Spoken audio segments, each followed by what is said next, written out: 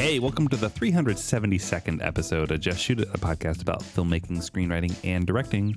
This episode is brought to you by patrons Josh Hansborough and Kenny Beaumont. I'm Matt Enlow.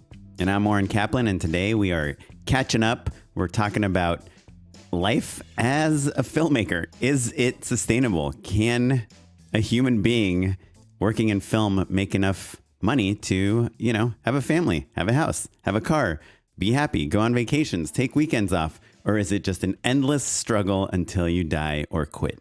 So, Matt, we are going to talk about all this stuff. And by the way, our two patrons that we mentioned today, Josh and Kenny, thank you so much. We appreciate you guys very much. Kenny, you emailed us. I'm going to email you back. It's on my to-do list. You signed up at the $15 level, which is our old hat price level. But it's truly like a ghost. Yeah, we keep trying to change Patreon and it keeps bringing it back up. I feel like an old man. I feel like a person who signs their Facebook posts or something. Do you know what I mean? I don't understand how it keeps popping back up because we've had this problem multiple times, and together you've watched me delete it. Yeah. And somehow it's back on. Yeah. Also, we're out of hats, but I might be able to find two of them. I'm going to send them to Josh and Kenny, and we're going to be done with this. Josh and Kenny, do us a favor. Don't cancel after the $15 is charged, because then we will have lost money. No, you can cancel. Come on. We're fine. Yeah, we're fine. I know. It's just kind of the principle. I guess it's our fault. So anyway. It is. It's our fault. Have you ever had this happen when you go on Amazon and you order something and you get you accidentally get a 6-pack of it? It's happened to me multiple times and it's quite amazing. I've ordered diapers that are the wrong size for my baby, but always, fortunately, ones that are a size up. So they're just sitting. I just am stuck with a box of diapers until she grows into them. Oh, that's a very different deal. I'm saying sometimes people because you can get bundles. Anyhow, I feel like when that happens to me, it's not like I'm going to send 5 of them back. And so when it happens to Kenny and Josh that they accidentally used the loophole on a poor podcast's Patreon page, then just pay it forward, guys. That's right. If you're interested in this level of quality podcasting, go to patreon.com/justshootitpod and throw us a buck or two to keep Noah editing the show. I appreciate him so much, and he cleans up all of our sloppy bad podcasting. So thanks, Noah. And we appreciate you. We don't always interact with everyone that much, but it really means a lot for us, and we love saying your name at the beginning of the show. It does make me happy. That's true. Yeah. So Josh Hansborough, Google Josh Hansborough director, Google Kenny Beaumont director. Kenny Beaumont. Yeah. Thanks. And go, hire these guys to direct your next Marvel movie. Please. It's the least you can do. While they're still making them. We're going to run out of them eventually.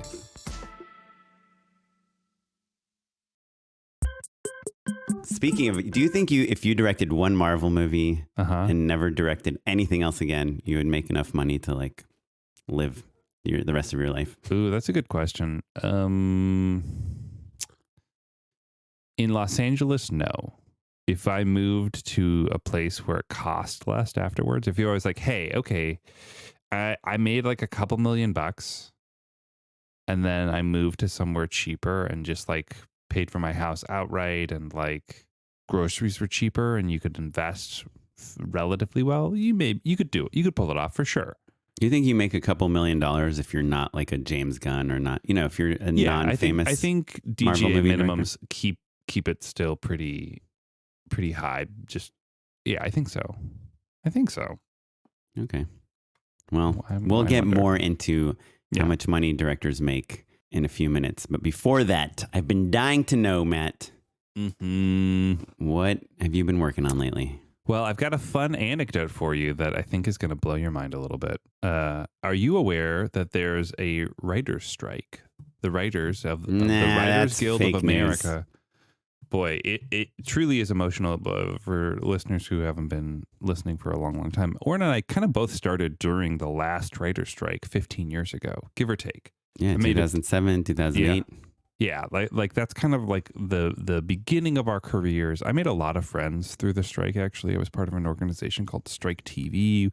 We were releasing all sorts of web series, which kind of launched my career because writers were trying to take back the means of producing and distributing their media, and we thought web series were going to be this incredible indie rock DIY form of TV, which is maybe sort of come true now, but at the time it was Joss Whedon's Dr. Horrible's sing-along blog, and Mindy Kaling had a show on Strike TV. Yeah, and, it was so fun. It was so fun. What's her name? Lisa Kudrow was probably doing Zoom therapy or something. Web therapy, it was called. Sure.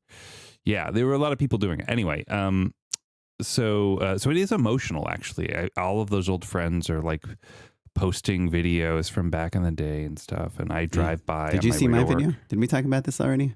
No. Did people resurface it? Yeah. And so the video, I shot a Strike video in 2007. I didn't talk to you about this? No. So the story, basically this writer we knew, Alan Loeb, who'd written like Things We Lost in the Fire and all these famous movies, wrote this writer's strike video, and he just sent it to my friend Avi and Seth, and they're like, hey, let's make this. So the story is basically this guy is like writing using Final Draft, in a coffee shop during the strike, and these two like strike cops come in and they basically beat him up, and he's like, no, I'm just a producer, and they're like, you're writing, and they find Brad's in his pocket, which like has no relevance today. At the time you would print your screenplay and then bind it with Brad's. Yeah, they're like the metal things that go into the holes that you punch out. So that's how they bust them, and they leave the coffee shop, and then everyone brings out their like secret screenplays and their pitches, and everyone's like secretly writing. And when we made it, I think it got like 16,000 views or something, which sounds like nothing. And even in 2008, it was kind of not that much. However, and we talk about this all the time, the 16,000 people that care about this video all work in Hollywood. So we got like manager meetings, agent meetings. We got repped off of that video. And it was just like being in the right time in the right place, because all of a sudden people are caring about paying attention to web video. And they're not doing anything else. Today, I was wondering, like, could you do that again? Could you make like an amazing strike video and get noticed by Hollywood? But it's just the world of content creation is so different now that there's thousands of strike videos already, a couple of weeks into the strike. Yeah, because literally everyone is making strike videos, right? Yeah, there's literally like 2 or 3 strike podcasts already.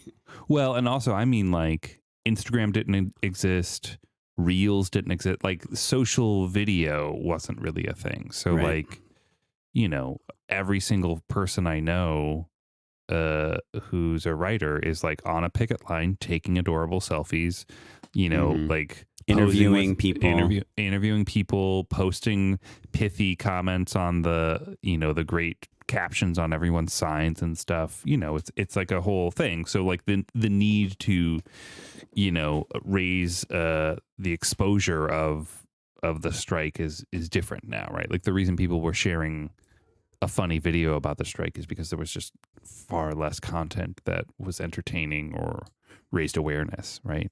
Yeah, like literally there's so many strike videos right now that if I type WGA strike video O Kaplan into YouTube, my video doesn't even show up on the first page. That's funny. 62,000 views. Not bad. Not bad. Well, so the reason I bring it up is because, like we said, we're 2 weeks into the strike now. This is the second week. I imagine there are a lot of people listening right now who are like, well, I'm not in the WGA. I don't really care that much. Or rather, like, this doesn't affect me directly. So I wanted to share an anecdote. My wife is working on her next feature. And for a few weeks, we'd been planning on a table read. And a producer friend of ours reached out and was like, hey, I might be feeling paranoid, but like, this isn't scabby behavior, is it? To have a table read? To have a table read and to have producers present.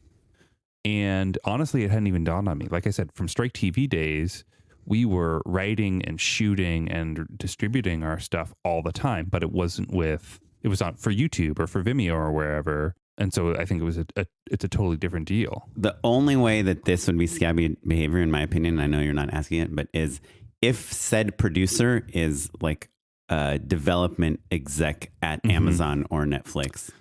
because there's the struck companies, right? And they're the ones that were icing out. Right. I understand that that's what I had thought initially as well. And I was like, let me dig in a little bit more. The WGA has a bunch of great FAQs, things like that.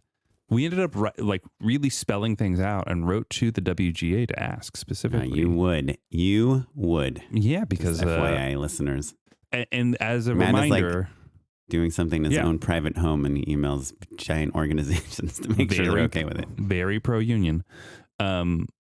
Producers, any producer is deemed a representative of the struck companies. Whether you're paid by Warner Brothers or Netflix or something or not, you are quote unquote a representative of a struck company, and therefore they're kind of lumped in with those groups, right? And you might say, well, I'm a writer who's not WGA, so it doesn't matter. But you are classified technically as pre-WGA. So if you but what if Larry David, who produces his own show and also writes it, came to your house to listen to the table read? Is that? It's a little bit of a gray area, but like, even though he only produces his own stuff, there's the difference between the letter of the law and the spirit of the law. If Larry David is engaging strictly as a producer or as a writer and isn't intending to produce your film in any way, I think you're probably in the clear. But if you're a producer, even though you're not, hired by, you're not a development executive at Amazon, but the intention is to produce the film and then distribute it, technically that is scabby. Like it's we not wrote because and asked. It doesn't. We wrote and asked. It doesn't affect the terms of this. Like a strike, the idea is that. But we are engaging in development with the intent to distribute the film eventually. Yeah. No, but what if you self-distribute? Then you have deemed this not worthy for nothing or not permissible. Yeah. Yeah. I think it's crazy. That's why I brought it up to you, because I figured you would. And like I said, at first I was like, this seems a little extreme. And then I thought about it a little bit more. And so listen, like, I think everyone has to make their own decision about how strict they are about these rules and the ways that they want to play the game. So the difference is like, we're still having the table read, but producers aren't present because we specified like writers groups. People are still writers are still WG writers are still writing specs. They're still developing their own work. They're just not engaging with conversations with people who are going to buy their work or distribute their work or make offers on their work yet. Yeah. That's the thing that's on pause. And so it does sound a little crazy. I get it. Like literally, if you canceled Netflix and Peacock and Hulu, that would have a bigger effect to help writers than not inviting a friend that produced some short film once, Sure. I think the difference between a friend who has produced and a friend who's going to produce your movie is maybe a bigger delineation. But I'm curious to hear what people think. I brought it up more as a topic of conversation, a thing for people to think about and for them to kind of scrutinize their own thoughts and practices. For us, it's nice and simple because it's like, okay, well, there's the point of it is a writing exercise. It's not like, right. It's not an exhibition for potential investors or producers or things like that. So it's easy to just be like, okay, we'll just keep the garden separate and, do it as a writing exercise. So no harm, no foul there. But I thought it was interesting. Yeah, it is interesting. I'm in a similarly, it's very different, but kind of sketchy position also because I have this scripted podcast right. And it's with a production company that is not part of the AMPTP. The production company is mainly known for books and novels. Mm-hmm. This podcast they're never been remotely close to being covered by WGA in any way. So it's not even like it's a pre-WGA, like some podcasts are WGA. WGA does not cover podcasts. Mm-hmm. However, the company that we are we wrote it for, which by the way, we haven't written since the strike started. But we did get some notes a few days ago via email. And the question is like, do we address them or do we not? Because the owner of said podcast company is one of the new major studios. And I think it's important to delineate, because I too am working on a podcast, but mine is nonfiction, and is not covered by, nonfiction podcasts aren't covered by the WGA at all, you know?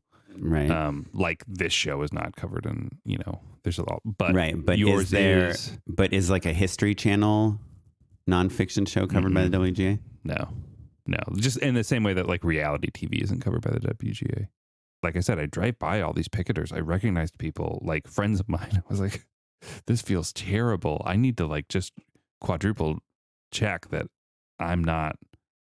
Do you think some of that guilt comes from not going to the picket? Like, do you feel at all that us not really being WGA members, even though we've, you know, worked on many projects and pitched things that if they went would be WGA? Yeah, 100%. We're still, I think we are the best example of pre-WGA writers as there can be, right? Like we're one job away from being WGA, which is true for everybody, but like we're established people who are working, but literally I drive by them to go to work. Right. So like I was like, I gotta just be sure, because this is too heavy and too important and too antithetical to my beliefs and values to not be just rock solid sure on. Yeah. And so I read an article about how fiction podcasts are under the jurisdiction of the WGA, but they were like, it's literally going to affect 12 people right now. But those 12 people technically have to strike. Yeah. So I would, pencils down, bro. Oh, man. Part of it would be kind of helpful for me because I'm like a little on the busy side, but also, you know, we have a show and we got notes and the notes are like really good and everyone's excited and they're like, we're going to win this one. Yeah. Sharpen that pencil and put it to use on writing a pithy protest sign. Well, now I don't feel as bad for not calling my co-writer back today.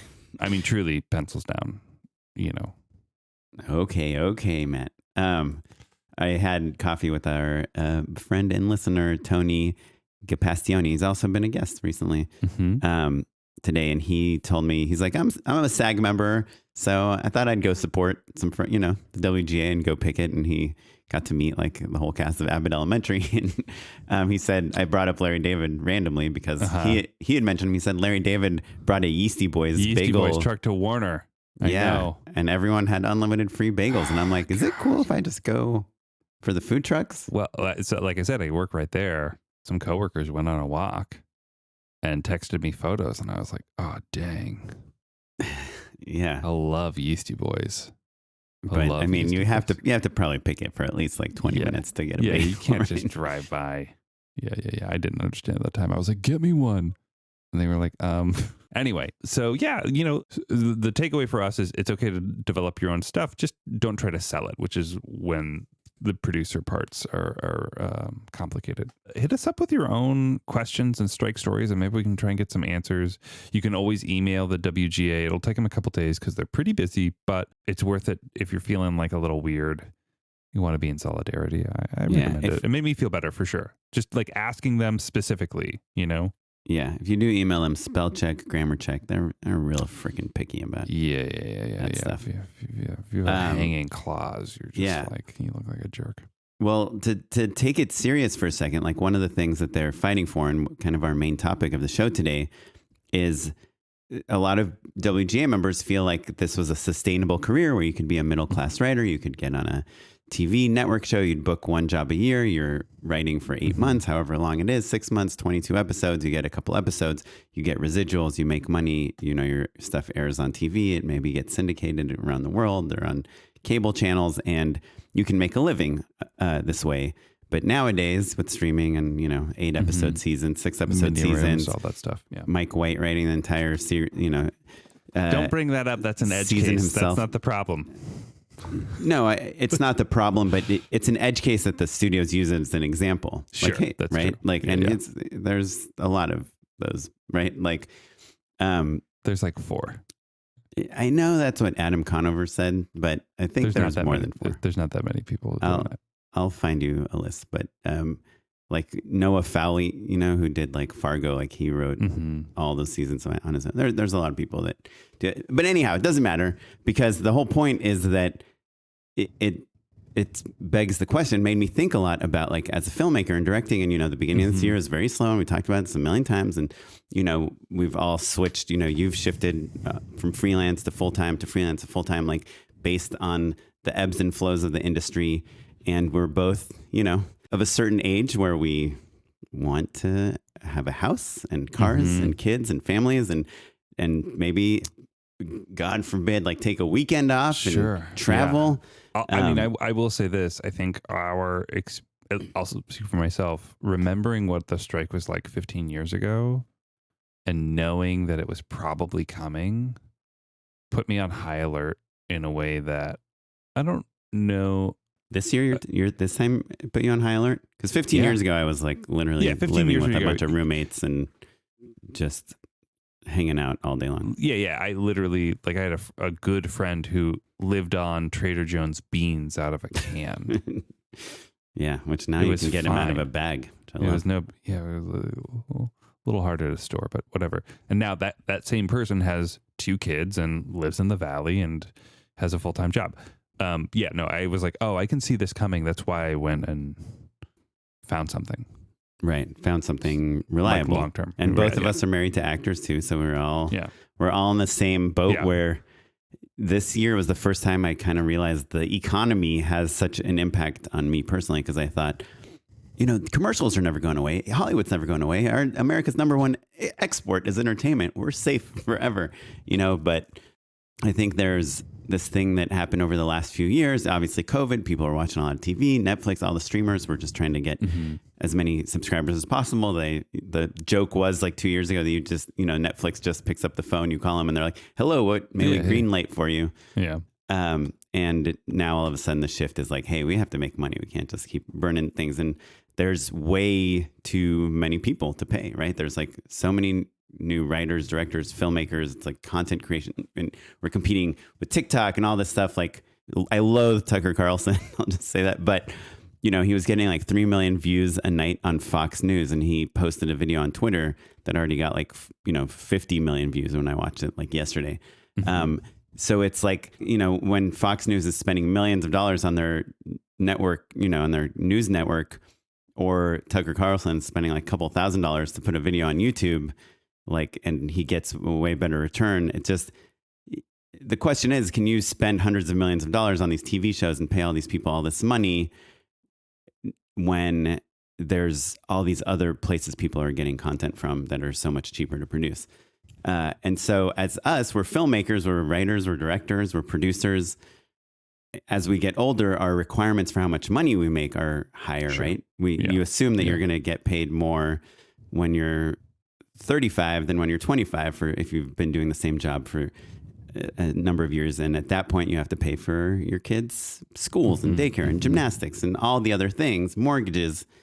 And so it just kind of occurred to me this year that like, am I just going to have to be hustling nonstop until I retire? Or is there a level, we talk about leveling up a lot, that you can get to where you're like, hey, I'm going to save up so much money. And if you're DGA or WJ and I have a pension, like I can retire at some point. Like, is there a place where you can get to where you're not just so worried about where your next paycheck is going to come from? And we know some directors like Brenna, who directed, I don't know, like 18 episodes of like Chicago Fire last year, and is probably getting residuals. And there's still a few people, we're talking about Claire Scanlon, who's kind of got this like brand really well known in the comedy world and is probably getting more offers to direct TV than she has time for, hopefully getting some residuals on those things.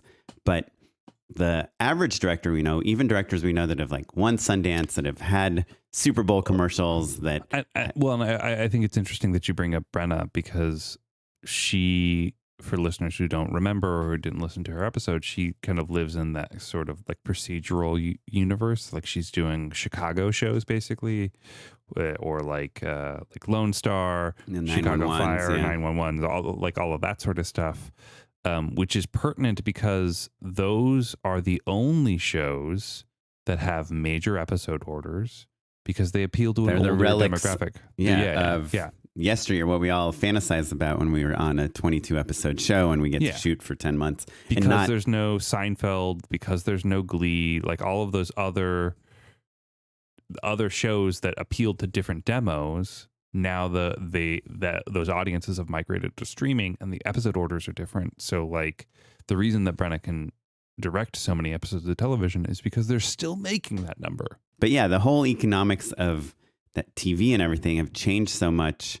And, we've had so many directors on here that have had so much acclaim. Like we talked about, we had Roxanne Benjamin on who produced the VHS movie series, like hit, horror anthology after horror anthology. And it wasn't enough to support her. She ended up getting into TV, which is, where she makes her money now. But I don't know, I guess as creative people and especially freelancers, which is we just go from project to project, like, are you ever allowed to take a break?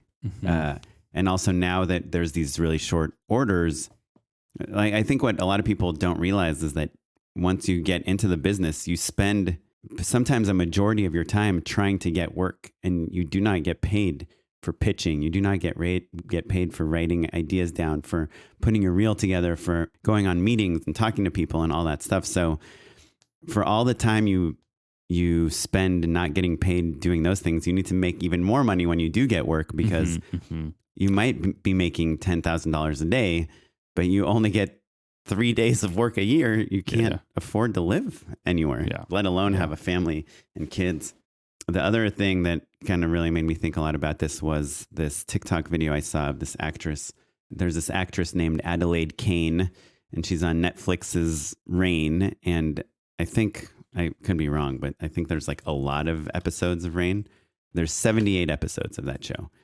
And I believe she'd posted something about something being expensive.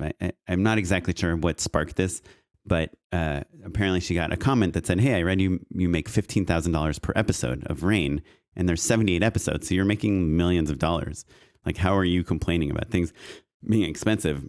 And she said, she's 32 years old now. She said from the time she was 16 till now, 16 years, she's made $5 million in her acting career. And she's, by the way, like top 0.1% of actors. She's, a regular lead on 78 episodes of a Netflix show. She would be one of, if not the most successful person either of us know.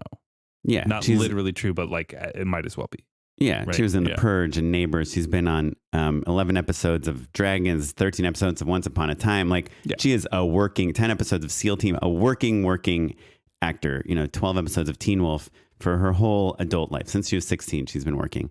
She made $5 million, according to her, total from acting, which sounds like a lot of money, right? Anyone would be like, right. Yeah, $5 million in 16 years is not bad, right? You're a millionaire. And if you invest right and do all that stuff. So 10% goes to her agent, 10% goes to her manager, 5% goes to her lawyer, 25%, right? 5% goes to her business manager, 30%. She's just lost. She's British working in America, so she has to pay kind of the highest tax rate, 30%. 60% of that $5 million is now gone, right? Before she even gets a cent to spend. A cent. Yeah. Now she's like kind of a famous in some spheres, right? There's a certain like level of life. She has to go to like premiere parties, right? She has to get dressed. It's $1,500 for There's a level stylist. of maintenance. There's a level of work in order to continue to earn the sort of money that she's earning.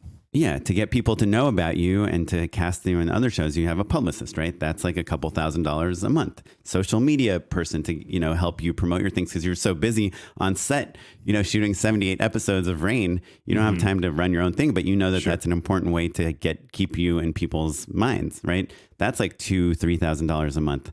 She said she a lot of times like shooting in 2 different cities at the same time. She has to rent apartments in both of those places. Right. So she said she ended up netting like about $178,000 on average per year, which is a good, amount of money. But after, but every month she has like, $10,000 worth of acting expenses, between the publicists and the social media managers and stylists and makeup artists and all these events she has to go to and things. And obviously, which is all very cool. And Yeah. I'm sure she loves and wouldn't turn down, but are business expenses in the same way that if you ran a t-shirt company, you still have to buy a bunch of cool black t-shirts. Yeah, and you have to go print on. to the t-shirt conventions and network with people and meet designers that might make cool things and take weekends off. Like, like it's not in America, and especially in the entertainment industry, we're in this culture where it's like, oh, it's 8 p.m. and you're telling me you can't work anymore. Like, okay, that's Sure. You're clearly not serious about your job. And like, actually you can be serious about your job. And I have a lot of take coworkers nights and weekends off. who are 2 hours ahead, and I don't even notice. Like, I'm just working with them from 8 a.m. Right. And like, it's not a big deal in the slightest bit. I'm a morning person, so it's a little bit different, but like you just become accustomed to it. Yeah. I mean, I got texts from East Coast people during our recording of this podcast, which we started recording at 9 p.m. Yeah. And Pacific time. Yeah. Oren, I hate to break it to you, but we are working right now. Yeah. Yeah. Sure. Sure. But it's fun work. It's fun work. And In low the same way stakes. that going to a red carpet is frankly probably less fun than people think, but like, yeah, it's not that it's not fun or it's fun, but you have no choice. You have to go. If you're in a bad mood, if your relative died that morning, you still have to go and pretend to be happy, and all the cameras are pointing at you and people are pressuring you to do things and you don't know what their motivation is. And it can be a lot. It's a lot. There's a vulnerability to it. But so I think you look at someone like Adelaide Kane, who after all these business expenses and everything is like clearing like $50,000 a year or something. That is not a super wealthy person in America, especially if you're living in LA or New York or a super expensive city. And what if she had kids? And what if she had a husband? Clearly, she's like at work all the time. Her husband would have to be taking care of the kids, or they'd have to get childcare, a nanny or whatever. And what if she wanted to buy a house? You can't like put a down payment of $50,000 on a house in LA. So when you look at like the most successful people in an industry and you see that they can barely afford, and again, I'm sure we have listeners that are like 50 grand, like after paying for everything, that's like amazing. And it is, it's great, but it's very different than literally like some tech, an engineer that does some job that is like, there's thousands of people at Google do, and they're making, like $500,000 a year, $350,000 a year, and Google's paying for all their stuff, and they don't have an agent or a manager, a lawyer that they have to pay. Like there's so many other careers where being in the top 50%, probably most lawyers in America, almost every doctor is making more money than like our most famous people. And so you and I, which, I think we talk about this a lot, are kind of like middle class directors. We're not really famous in any way. We work on things that people might recognize, and we work with, quote unquote, famous people and celebrities and influencers and people that have maybe a few million people like paying attention to them. But for us, it's like every job is, we finish, we get paid, we try to save some of that money, put a lot away for tax time, and then try to find the next job. And sometimes we're spending weeks pitching, writing, doing all this stuff, and we don't get paid for any of it. And we have to justify paying for the nanny or paying for all these other people to give us the space to do the stuff that we don't get paid for. And can you imagine being like 60 years old and just like hustling, writing a treatment, spending an entire weekend up till 2 a.m., getting this presentation out to pitch against a 25-year-old that has none of the other obligations in their life, and then you lose it? Like how long can you do this for? Yeah, sure. And I think it counts for writing, for it, and honestly, the strike did really open up my eyes, because I didn't realize how similar the writers. I kind of think of writers before the strike as like, either you've made it, you're on a TV show, or you sold the movie to a studio and you're in the WGA, or you're writing on spec and you're like work as a bartender, or do some, have a side gig. You work in an office during the day. Yeah. The realization that you could write on a top TV show. On a top TV show and then still need to go bartend afterwards. Yeah. In between gigs. It's crazy. Is really crazy. So anyhow, I don't really have an answer. I mean, I think we've talked a lot about on the podcast, especially with the pandemic and stuff, that maybe you could be a writer and live in Nashville, or you can live in Asheville, or you can live in Ohio, places where it's a little bit cheaper to live. I think it's honestly at this point in the way that the world works, I think it's easier to be a director living in those places than it is to be a writer, because like writers have to pitch in person. So much more of it is networking oriented. It's a showrunner who likes you enough to bring you along. You're, assisting and like working your way up. You're in rooms. Like even if the rooms are remote rooms now, I think that like the act of getting the work, I think you really need to be in Los Angeles. Whereas either you're established and you're, as a director, either you're established and you have a decent enough reel that you're starting to book things remotely and they kind of don't know where you are, like you and I have both pitched from all over the world. And people know we're LA based, but it doesn't really matter, or you're trying to get a foothold and, sometimes it's an advantage to be in a smaller market that's still got plenty of work to be done. So, I think it's a case by case basis for whether it's easier or harder for writers or directors who live out of town, but it's hard for everyone, I guess, is really the takeaway. I love LA, for the record, and I love being here. And tomorrow we're going to a party that you might or might not go to, depending on your table read, where we will be networking with like a ton of people that do the same thing we do. And it's helpful. And I've been going to my favorite Starbucks again and running into like the Pierce brothers and all sorts of people that I know and networking again. So I do think there's like a resurgence of the value of being in LA, but I would be so sad if I was just like a single person or, part of a couple moving to LA and trying to find an apartment to rent right now and realizing that to get a 1-bedroom apartment is like $3,500 in like a sketchy part of town. Yeah. And brutal. Yeah. Well, so the other thing that I think the writer's strike has brought to people's attention is that writers, like one of the things they're striking about is the nature of mini rooms, right? And so for people who aren't paying super close attention, a mini room, it's not just that they're hiring fewer writers to write scripts. That's like neither here nor there. Like they can't mandate how many people you hire or not hire, but it means that they're firing those people, letting them go before production commences, which means that they're not around to do all of the other parts of the job writers do that are typically kind of more lumped into producing, right? And so the studios are saving money on that and getting by in other ways. But that means a couple things, one of which is that we're going to have a shortage of showrunners sooner than later. But also it means that they're just not getting a lot of skills like, set skills, basically, like understanding what it takes to actually make a show that directors do get.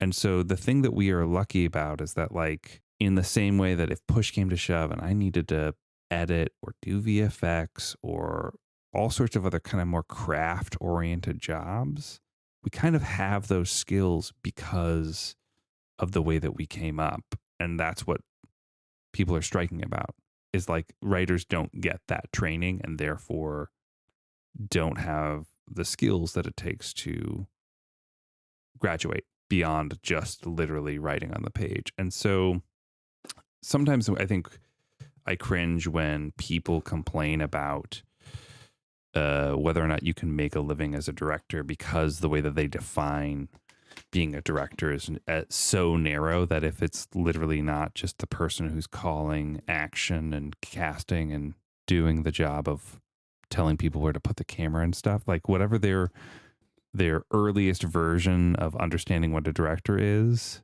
and what they do, if it's not that, then it doesn't count. Whereas like so much of the job is producing and writing and editing and all sorts of other things that gives us an advantage in that we can just make ends meet in other ways. And so it can be frustrating if you're like, God, I'm doing these things that aren't directing, but I feel like we're always doing that, whether I'm in-house somewhere or not, like depending on how much producing I'm doing, like a freelance gig where I am just hired as a director. I'm still writing, I'm still producing, I'm still doing all of that stuff, whether it's my title or not. Yeah. And so, and I think that's true for a lot of gigs. And I think sometimes people just have a hard time coming to terms with that. Do you think, like when you look at your own future, do you think that you will do some sort of filmmaking forever, whether it's on the development side or on the production side? Yeah, absolutely. Yeah, I think the thing that I will miss, I think the older we get and the more we understand what it takes to make something, the less it makes sense for us to literally be the person on set, Mm-hmm. With plenty of exceptions, but like, you just become so skilled that your understanding of everything becomes more valuable offset than it is on.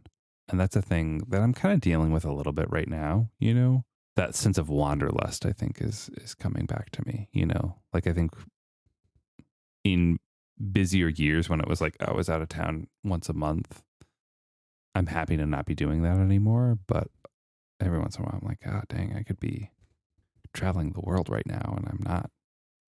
You know?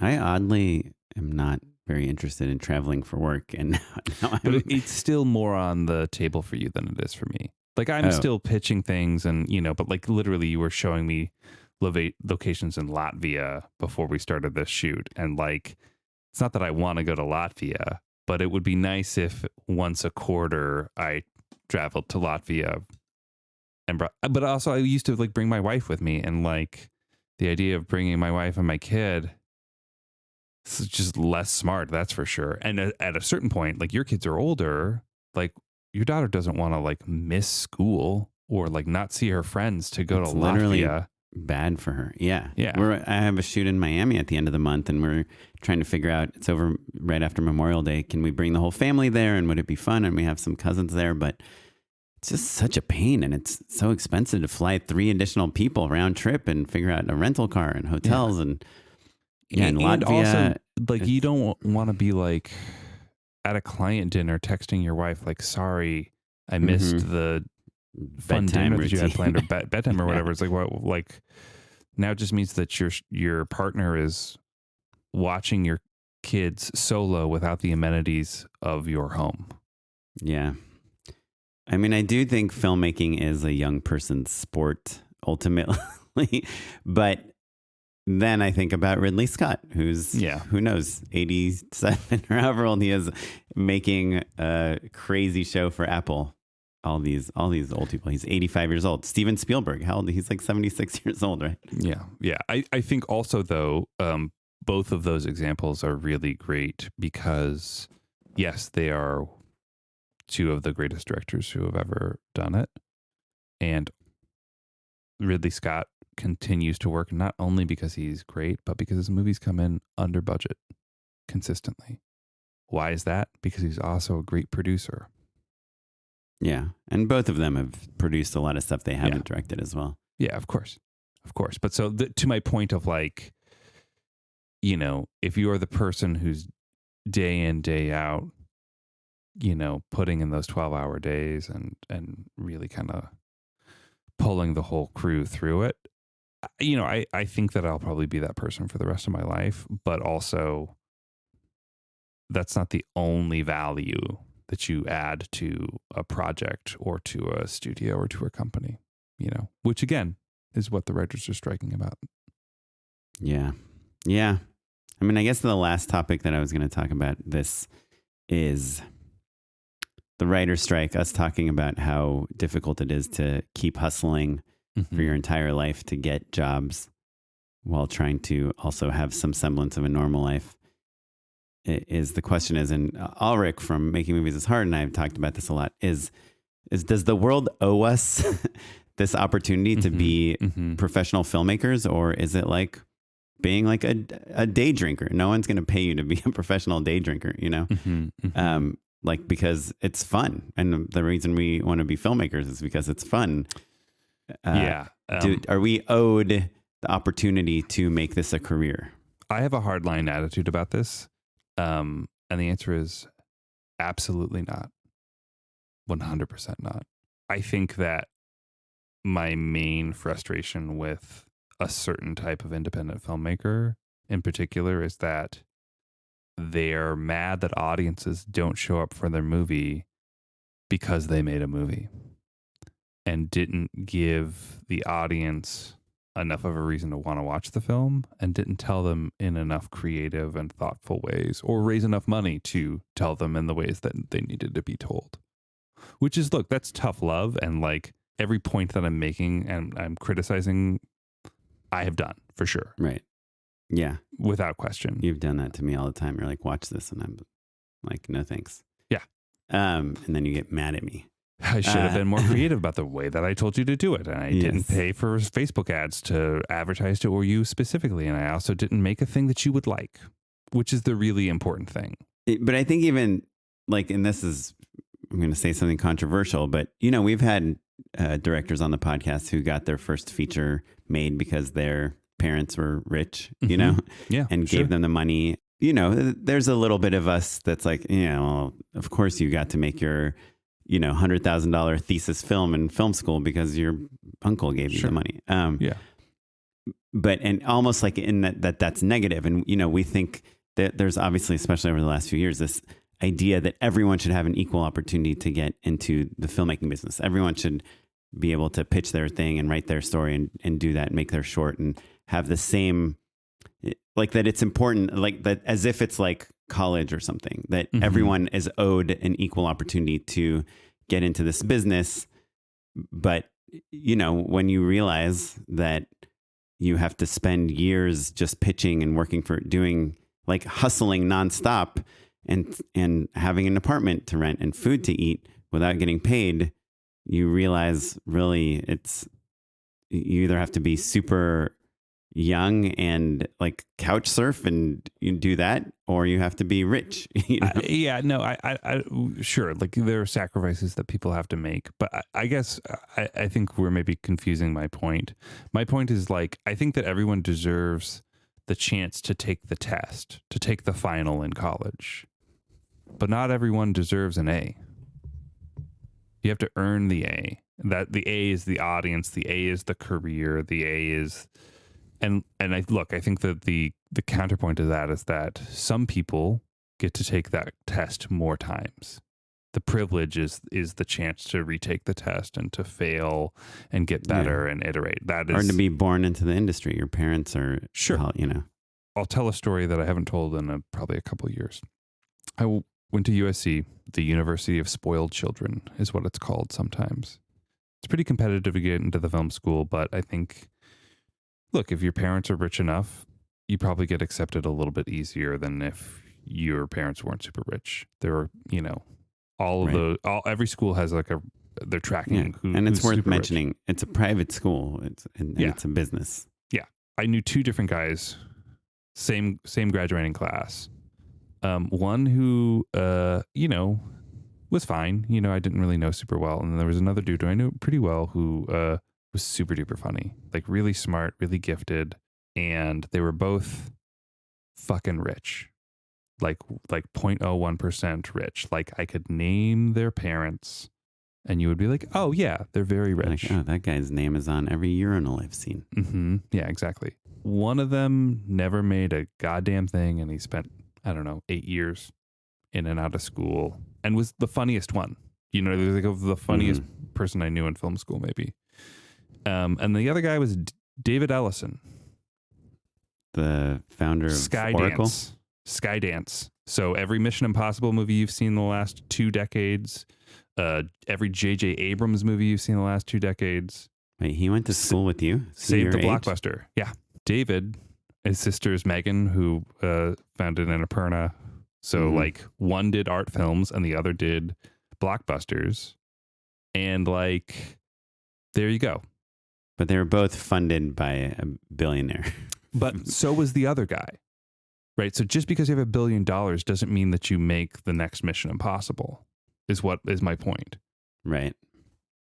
Yeah. No, of course there needs to be some talent or could I taste. have funded the next Mission Impossible? No, but it's like everyone gets dealt a different hand, and some people know how to play that hand and some people don't. Right. But I guess those of us that aren't dealt hands are sure.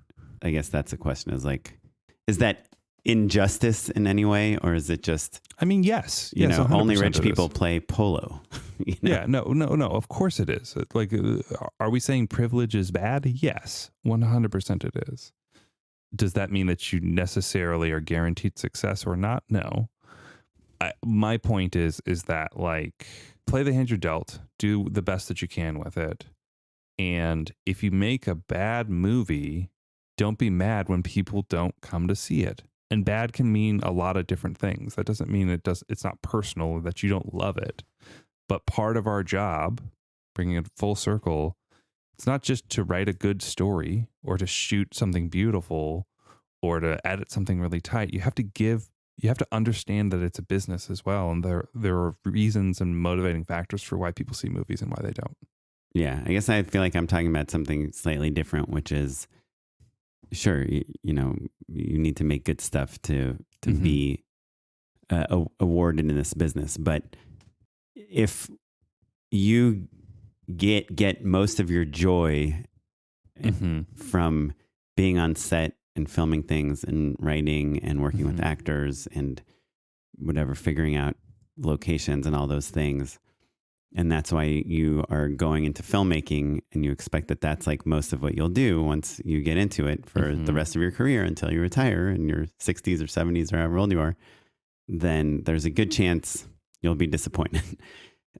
If what you enjoy is networking and hustling and pitching and trying to find, like, if you love sales, if you love convincing people to give you money or take a chance on you or go with your idea, then you'll probably be pretty happy in this business. Yeah.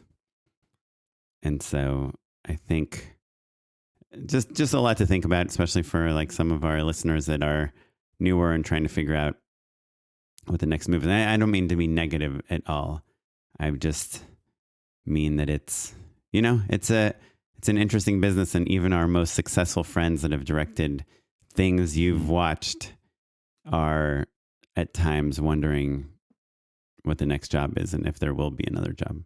The business that we entered, that we decided we wanted to join, is 100% different. Yeah. And so it's hard to predict or make plans or aim for a goal that's totally different, you know?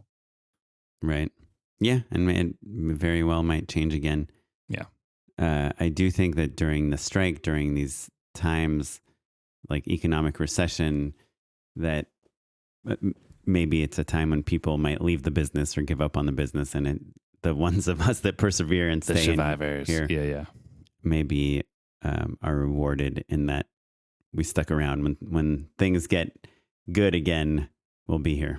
But that said, I think we're both, you know, having a pretty good May so far, you know. Yeah.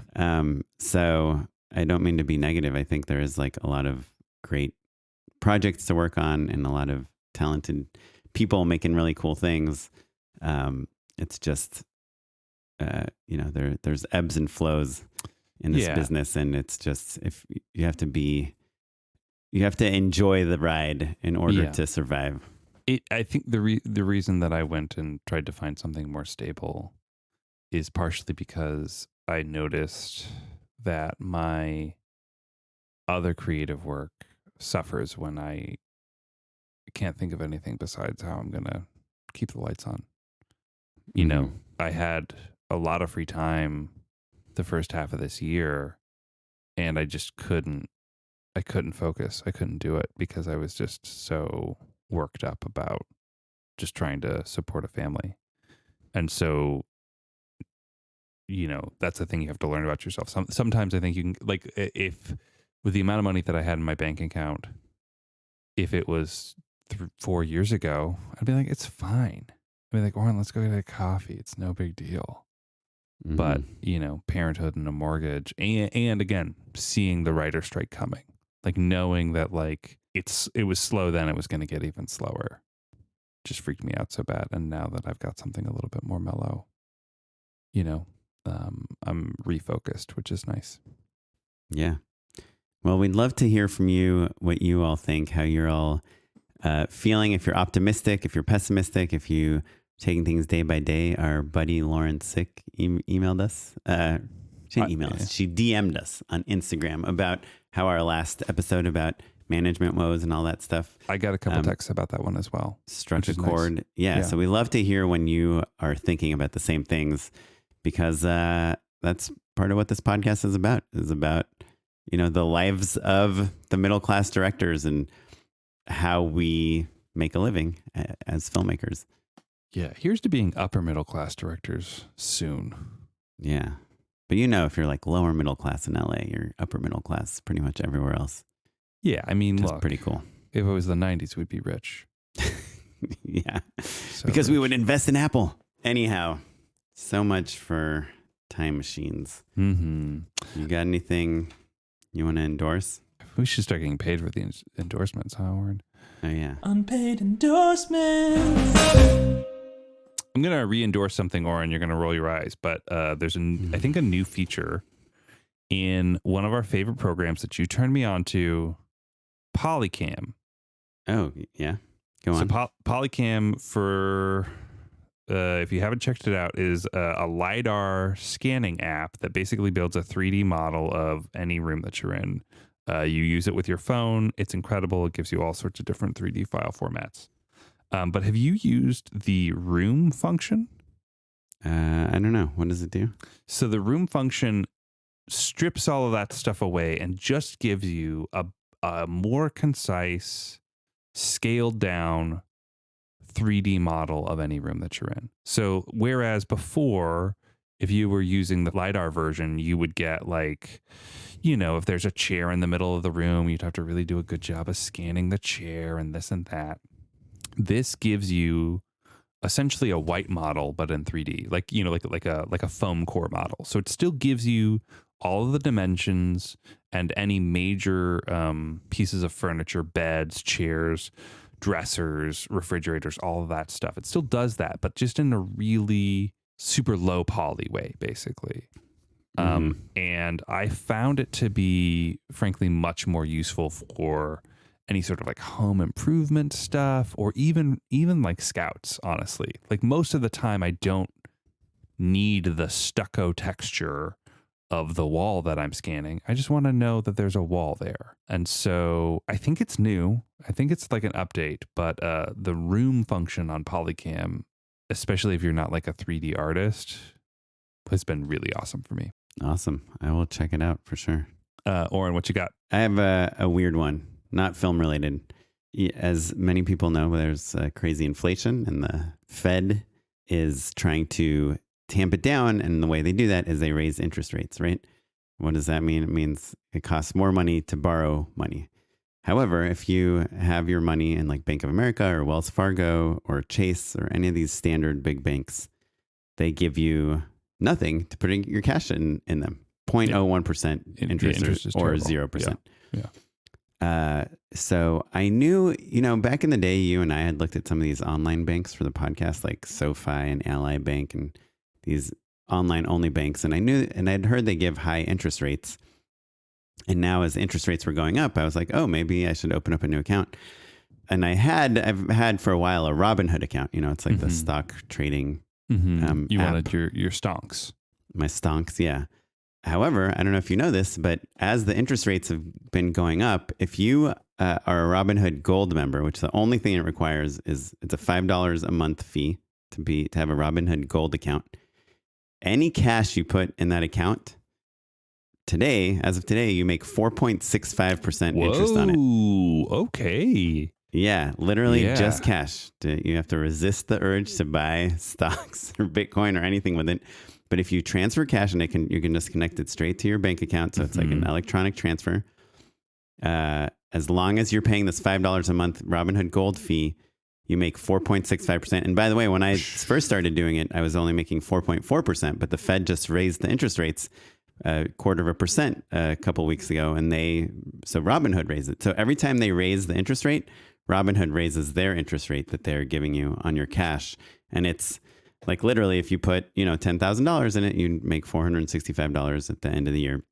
So it's calculated every day. So you could put, $100,000 in your account, get however much that day, and then take it back out, and you would get to keep that interest. And obviously, it's interest, so you have to pay taxes on it, and it counted as interest income. But yeah, so I basically have moved all my cash from every account into Robinhood for now, just because it's a really high interest rate for literally like just having your money in a bank. And, when your money is in a bank, it's usually insured by the FDIC for up to $250,000.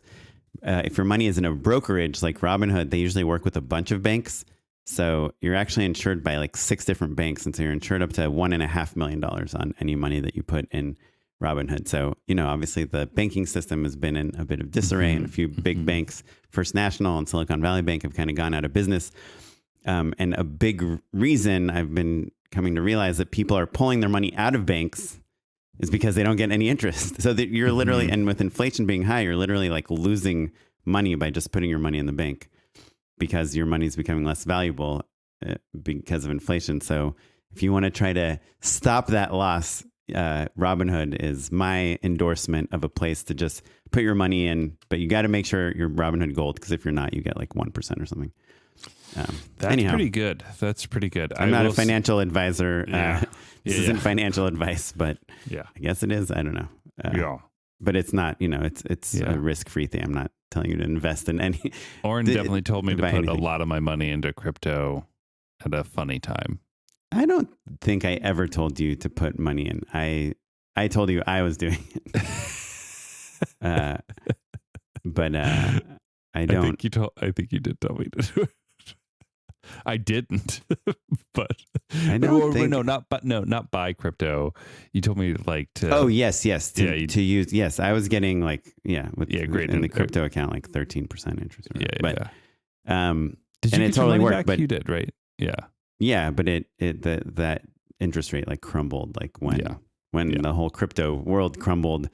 They basically were like, we're not giving you this, because obviously it's not sustainable. Who can give you like 13% of your money back? But yeah, check out Rob. I mean, do your own research, obviously. That's right. But it's an insanely high interest rate for such like simple. I believe seems very low risk. Legit. Yeah. Anyhow, that's it. If you want to find out more, if you want to email us, we'd love to hear from you. We are justshootitpod@gmail.com. Matt and I get your emails directly. If you don't get a response, it's Matt. If you do get a response, it's me. Yeah, that's pretty true. And we love to hear from you. You can also find us on Twitter, Instagram, everywhere @JustShootItPod. You can find me on Instagram. I'm @OKaplan. And I'm Mr. Matt Enlow. This episode was edited by Noah Bayshore, produced by Tyler Small, and you're listening to music provided by the Free Music Archive and the artist Jazar. Thanks, everyone. Bye. Bye-bye.